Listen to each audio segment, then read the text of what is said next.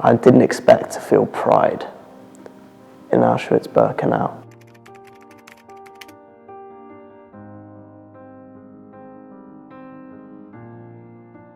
I think it's important that every Jewish person at some point in their lives visits Poland to see the atrocities that occurred in the Second World War and the Holocaust, and to think that I'm here now as a Jewish person, alive, well, and able to live my life in a time where people could not do that. It's astonishing to me, and so I had to go to Poland to try and get a sense or just the slightest glimpse of what it would have been like to be there at the time.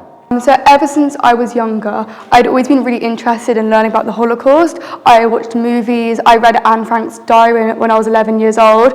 All I wanted to do was educate myself so I could educate other people.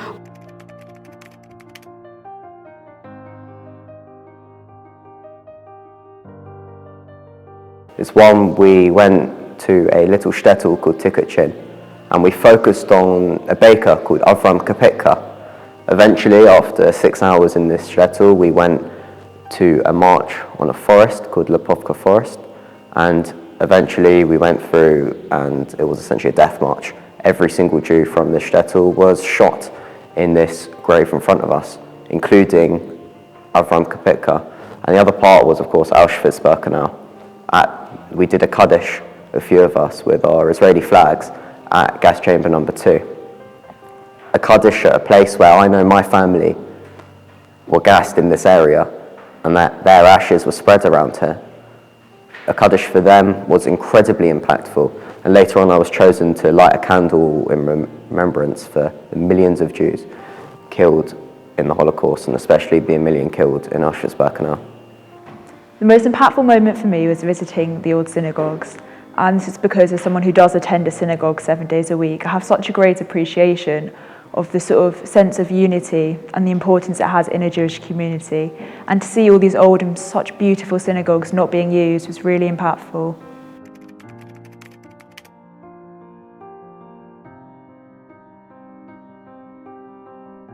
I gained a deeper understanding and connectivity to my own family and Jewish identity, because it's easy for one to say, I'm Jewish, but it's not as easy to feel Jewish. But when you see what our ancestors have been through, and you see the atrocities committed against Jews, you see it's important to be Jewish, but it's more important to feel Jewish and to feel connected to your own Judaism and proud of it, as you should be proud of who you are and not let people tell you otherwise.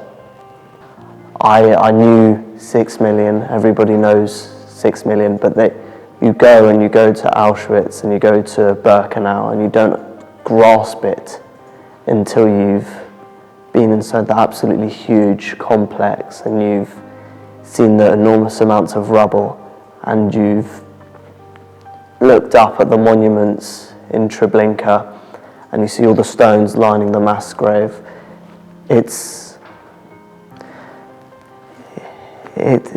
the most important part of any Poland trip. You need to, because everybody knows numbers. Stalin said famously, 2 people die, it's a tragedy, 1 million, it's a statistic. So to get out of that mindset and to understand that this was a real thing that happened with many individuals, understanding the scope and the scale of the Holocaust, it's probably the hardest thing for anybody to grasp. As well as gaining knowledge and an insight into life before, after and during the Holocaust, Poland allowed me to answer questions that I hadn't really previously given much thought to. For example, why do I practice Judaism? What does it mean to be Jewish? What does it mean for me, and what did it mean for them?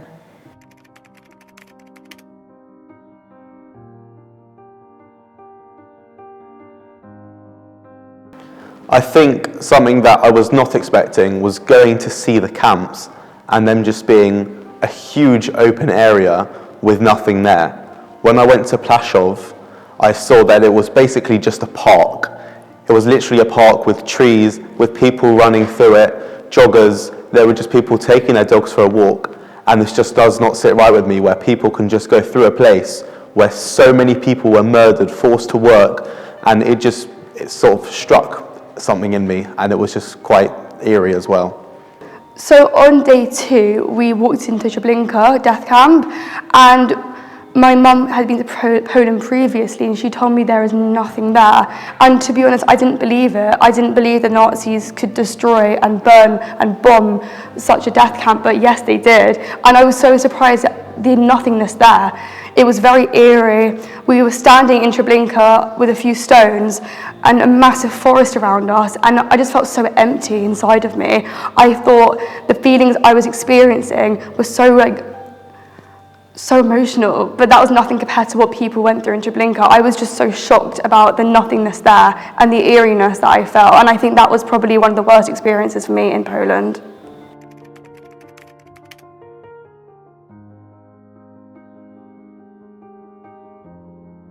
It puts everything into context. Obviously I was a huge part of learning about the Holocaust, trying to learn about my great-grandfather, but the scope was really what hit me. Because you can learn anything out of a textbook from a person, but you have to stand in history to experience it, and that's what we did in Poland. So I have a very distant cousin who is a very famous Reform rabbi. His name was Rabbi Hugo Grin, and he was an Auschwitz survivor, and he realized that his Jewish identity saved him in Auschwitz, and he decided to become a rabbi.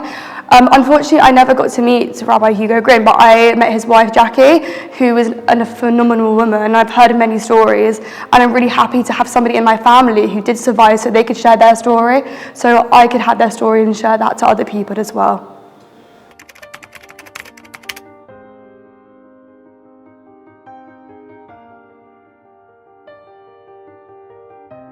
We've all heard first generation and second generation survivors speak, and I think we can all agree it's much more impactful to hear it firsthand. There's a certain poignancy when you actually hear the experience in itself.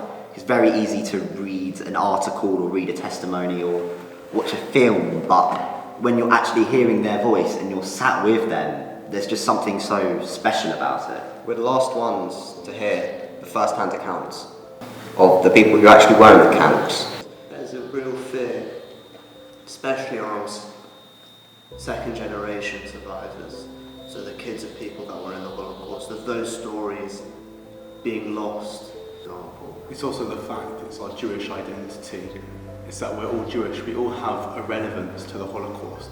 And for us to just let something so atrocious just to sort of happen, and for us not to speak about it, not to pass it on to the next people, it's imperative that we listen to the survivors that are left and we can pass on what we've heard to the next generation, because they will not be able to hear it. It's not only listen, it's to remember. And I think that's why going to Poland was really effective for us, so that we actually got to somewhat experience firsthand what Poland is like.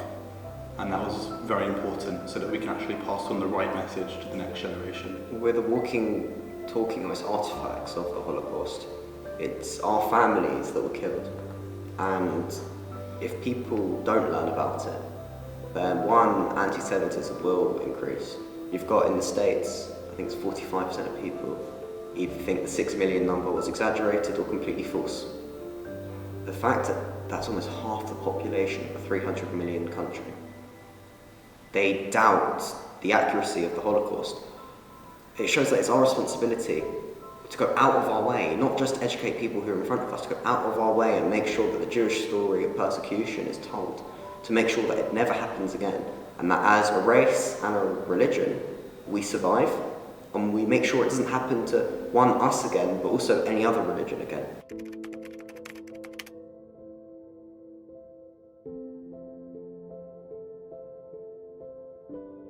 I think that going to Poland firsthand, actually experiencing it, I think that it's made me value my Jewish identity much more than I did before. It's made me see that we're not just a people, we're not just a nation. We're a nation that has gone through something together, and we need to hold on to that, and we need to use that to our advantage in the future. Show that we are one Jewish people and one Jewish nation. I think in terms of the way it's affected me, is there's a stronger sense of Jewish pride now. So when walking in public, or just in general areas, when someone asks me, where are you from? And obviously they're not talking about where I was born, they're talking about me, my religion, my origins, my family's origins, the generations, ancestors. And I think, as of fears, due to the fears surrounding anti-Semitism, I would say I'm British. And that would be enough for people, and then they'd walk away, and then I'd feel, okay, I haven't exposed the fact I'm Jewish, therefore, I'll be okay. But after going to Poland now, I've definitely felt that I'm not as afraid now by saying that I'm a British Jew, I'm Jewish, and I don't have to worry about the anti-Semitism anymore, I don't think. It's there, but there's the pride that I have, and almost a necessity to say that I'm Jewish now. And I didn't have that before going to Poland. As the first one back to Poland from my whole family, it's made me really feel connected to my Jewish identity. It's about staying connected and making sure the ideas and the beliefs of our religion live on, not just past our great-grandparents, not just past our grandparents, past us, but past our children and grandchildren as well. So to make sure that we're almost eternalised. So no, for me, going to Poland gave me a newfound appreciation of what I do and why I do it. Before, I would practice Judaism, I would observe Shabbat, for example, but now I have a real appreciation of why I do it. Who I do it for. I do it for myself, I do it for my religion, and the way that it makes me feel connected is something I can't really explain, but Poland definitely contributed to that. I think it's important to remember that Judaism isn't just a religion. It's not just loads of people that come together and pray every now and again. It's a community. It's a community as one. We're all in the same boat. We've all experienced the same things, and we all have similar experiences because we're Jewish. And that's something that we really need to preserve, that identity.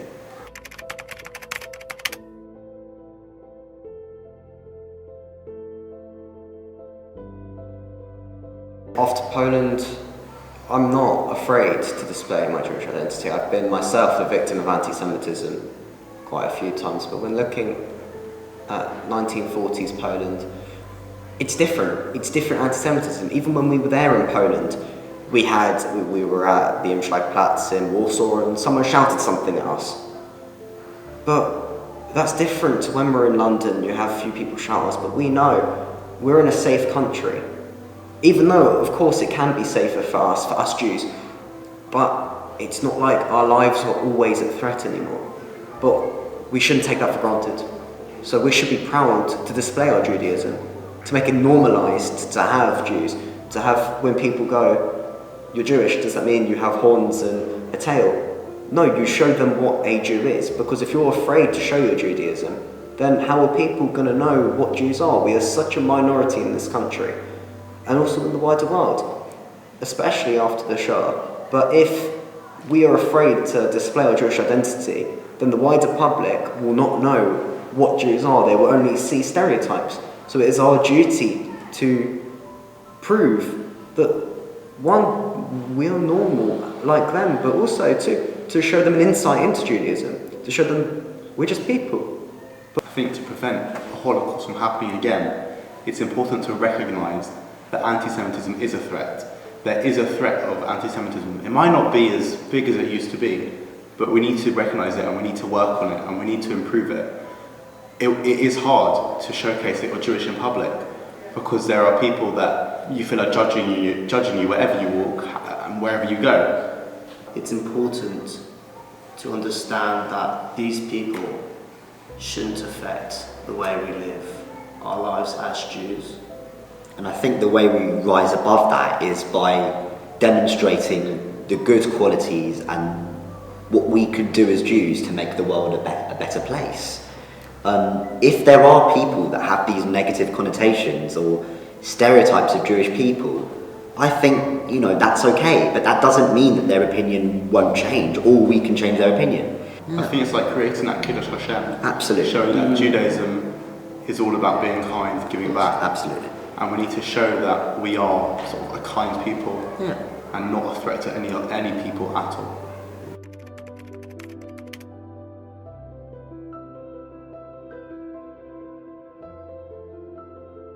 I think it's important to teach about the individuality rather than what we repeated in Poland is that it wasn't 6 million, it might have been 6 million people, But it's not about 6 million, it's about each person. 6 million just sounds like a number, everyone talks about it. But we need to recognise that each person led an individual life, and that's something we need to teach to the future generations. I would say one thing I've really learned from hearing from survivors, especially Leslie Kleinman, and also other survivors who I've heard over the years, is most of them have this one common thing they say. They say, you need to be kind. You can't hate people, because we've seen hate. We've seen what hate does to people. Hate wipes out 6 million. Hate wipes out religions, ethnicities. If you foster hate, then anything can happen. But you can't hate anyone. You have to let it go. You have to be kind to everyone.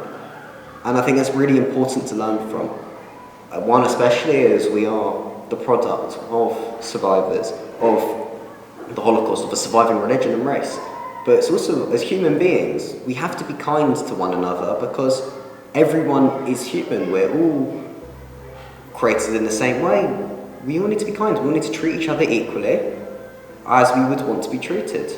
I want to elaborate on that because I was also going to talk about Leslie Kleinman, and what he said that was very poignant to me as well as be kind to everyone, but it was also this concept of not holding a grudge and taking revenge against people. And that is absurd to me because imagine this regime has put this terrible oppression on your religion, on our religion, for such a long amount of time, and it's so cruel and you've lost everything. Yet after all that, when asked, did you hate the Nazis? Leslie replied, no. And that really taught me a lot about the fact that reconciliation, forgiveness, and acceptance is something that is very important and we should strive for. It's important to forgive, but not to forget. Absolutely. 100%.